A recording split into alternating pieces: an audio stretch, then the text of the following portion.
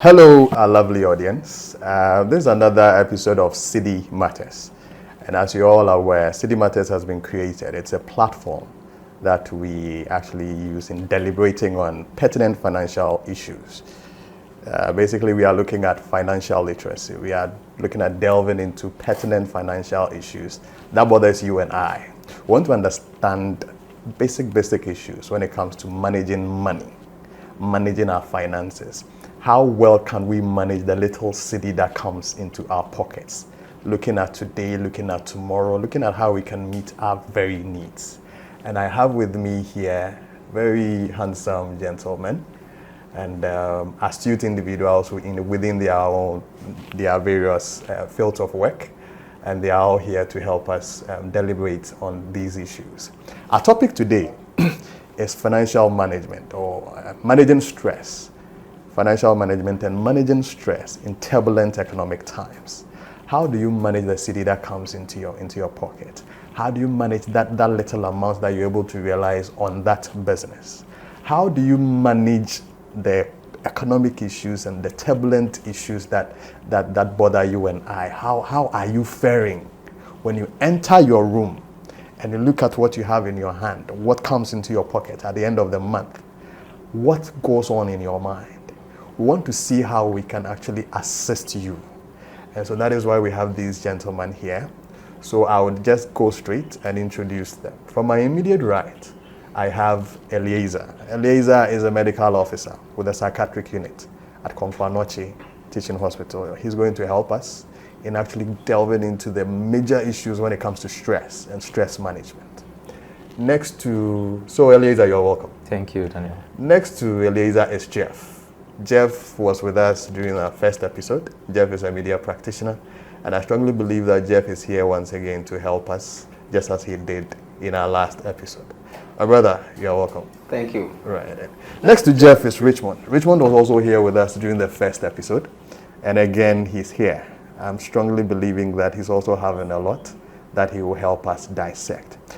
Viewers and our cherished audience, we may not be able to address all the issues, but we strongly believe that the few that we'll touch on will go a long way in helping you wherever you find yourselves.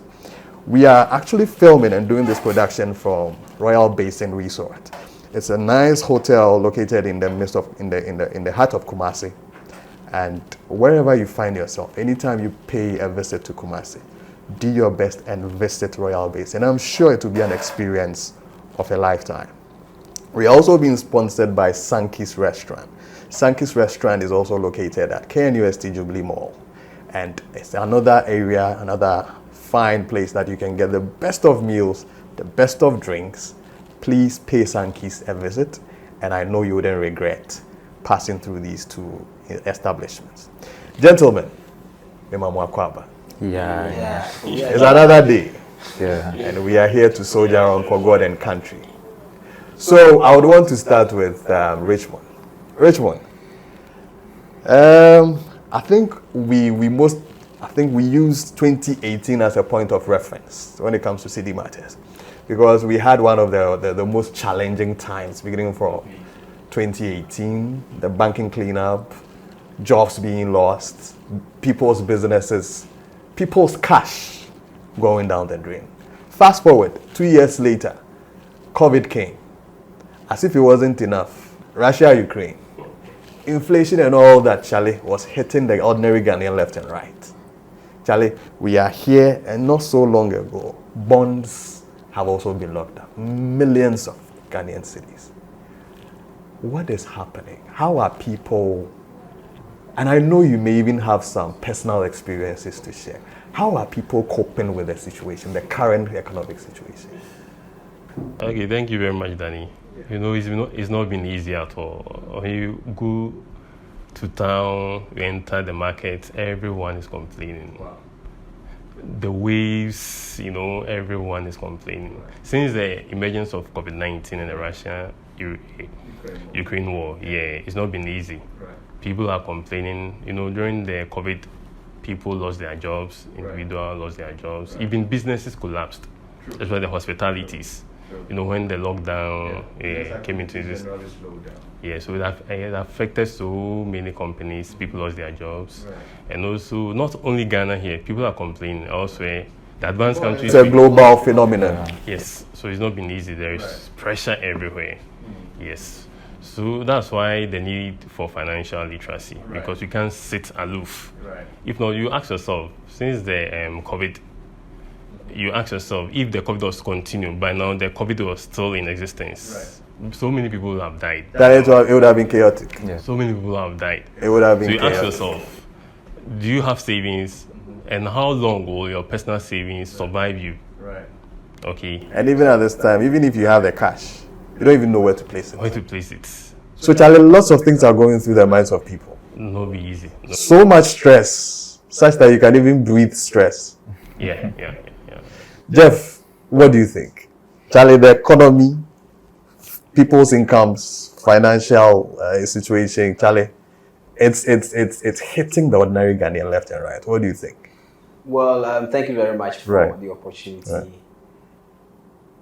In fact, if you look at what is happening around the world, not only in Africa or even in Ghana, but around the world, you could feel the pressure of how the economy is going. And it's affecting everybody. Global economy is challenging. It's affecting everybody. Yeah. It's affecting the government, it's affecting individuals, and it's affecting families. And so if it comes to the income of individuals, you know, before you can even take care of your family, it starts from you, the individual. True. The income that you get at the end of the month, that is what you're going to use to take care of your family. And so because of these economic hardship, a lot of people have gone through a lot. And so it has affected their income. True. And because of that, certain things that individuals would want to do to make sure that they are stable in the society that they find themselves in, they're not able to do that. Personal lifestyles are being affected. Everything has changed. In fact, quite recently, I was having a discussion with a friend about marriage. And because of the economic hardship, a lot of people are not being able to marry. You see, it's not like the youths don't want to marry, but the means to marry. And it's not easy. Today, if you want to actually budget or spend for a normal, let's say a normal budget for a normal wedding or marriage ceremony, one spending can need 20,000. Yeah, you need a lot of money. 20 nickels on the low. And with the 20,000, looking at the income that the youths are getting now, it means that you have to save for almost 2 to 3 years. Charlie, a whole lifestyle. I won't need you. The youth, they don't want to get married, but the economy. And so it's affecting everybody. And even those who manage to marry during the COVID era where they say no one take advantage of COVID. Okay, so it will be married to social distancing. All right, now call baby. But that's all worry, you know. Yeah. You see, I'm quite pampers no boy thing. Charlie. Like this, so the new boy thing. SMA near there. So now, even though you've managed to marry, you can't take care of yourself, your wife, and your baby. And so it's affecting everybody, and that is why this issue that we are discussing is very important. You are the who is watching this video. You have to take it serious and then take the advice that we're going to give you so that you'll be help you. Doc, hi, Daniel. Issues, Jack. Are people reporting to your outfit with serious mental conditions? Well, I'd like to say a lot of people are not reporting to the hospital with mental health issues. Oh, yeah. Yes, I mean, a lot of people don't come in relation to the number of people who have mental health issues.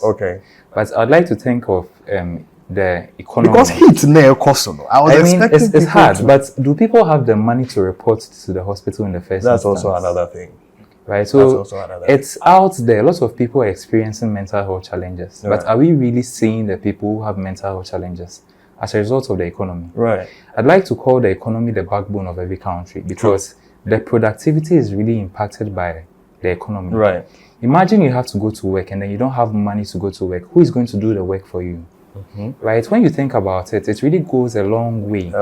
Yeah. So it's high time we paid attention to the economy. I mean, I'm glad that we are dissecting pertinent issues pertaining to the city, our income, and our stress level. Because people are fighting in traffic. People are fighting in their offices. Yes. People are fighting in their homes. And it's not because of anything. Yes. Couldn't know they about the All pocket because is of that. money. So No, because there are times that sometimes I feel bad for, let's say, some level of restraints that people restrain themselves. Almost every time there will be issues of traffic, accidents on our roads. Because you leave the house, you have children to feed, you have a wife to fend for. Some even have, sick Extended families. relatives Yeah. to even take care of. So you wake up in the morning, and if you are an individual who is taking care of a family, you are thinking, saying, how much is going here? How much is going here? How much is going there? That is for the family person. yeah. Then how about even the individual? How much is coming? And I think Jeff was alluding to the fact that there are young people who want to even marry, but Charlie, the cash no day. So if you are an individual, a young person who is having lots of, dreams, who is seeking to achieve lots of things, and the cash is not coming, what state of mind do you even find yourself? Well, I think you'd be at a standstill because before you can move, you can make any movement from step 1 to step 2. You do need money. Yeah. And then where are you going to get the money? It's something that you really have to sleep, think over before you can make that decision to get the money. True. But in the economy we find ourselves in, trying to get the money is very difficult. Right. We are moving from Ghana beyond aid to Ghana desperate for aid. And the interesting thing is that sometimes it's not even the amount of whether the person has the money or not. Sometimes it is how much you even have. There are situations where you tiauka at the end of the month. Maybe you have business. At the end of the month, obiya who's a wokoba. By the end of the month, what is left? It's something that you can't even write home about because inflation is hitting you. I remember I went out to buy a tin of milk recently. The amount of money I used in buying a tin of milk a year or two ago could have bought me twice that amount or that quantity. So sometimes it's not even about whether you are getting the money or not, but even how much that money is capable of. This discussion of how much we are getting, there was this debate on social media where they were talking about if you earn 1,000 Ghana cedis, whether that 1,000 Ghana cedis would be able to help you to marry. Okay. And in the comment section, one person wrote, "Obi aje 1,000 Ghana cedis, o de yere." You see, Obi aje 1,000 Ghana cedis. So the issue is that yes, you are working, you are being paid 1,000 Ghana cedis, but that 1,000 Ghana cedis cannot take care of yourself. Right. To think of another person.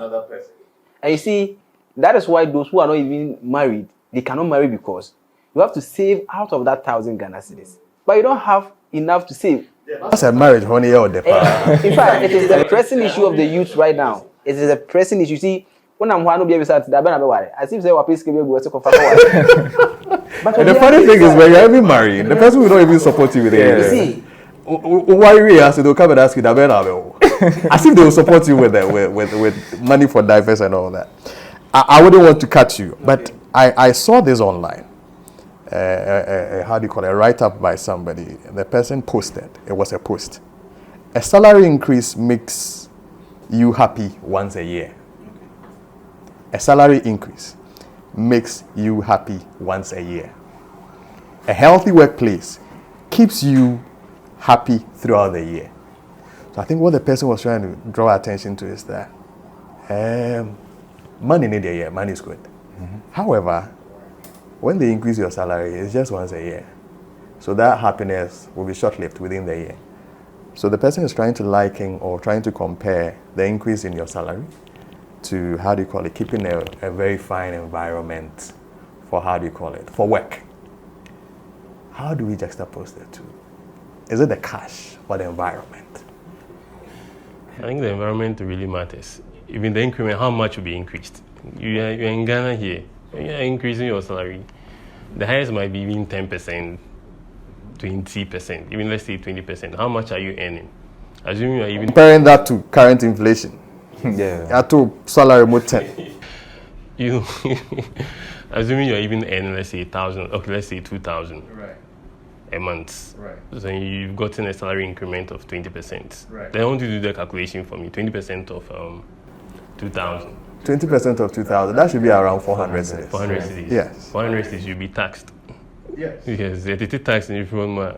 The actual increment will be like, let's say 150, 200 cedis. I back out to your 2000 is 2002.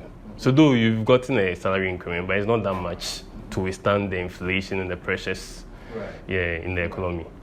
But to think about it, I think when your salary is increased, you just get a psychological feeling because you just feel that there's an extra amount of money that is going into your bank account. Right. But I think the most important thing is with the working environment, because research has demonstrated that a healthy environment can actually foster productivity. Okay. So going in the economic setting, you realize that once productivity is increased, it's going to affect the economy in the positive setting. It's going to affect the economy and even the individual at the end of the day. Okay, so we'll dwell on Doc's final submission and go for a short break. We'll be back soon. So, viewers, if you joined us, you are listening to City Matters. And all that we are doing is that we are trying to discuss pertinent issues as regards financial literacy. We are not doing technical things here. We are just discussing it as you and I will sit down and discuss it. We'll be back after a short break.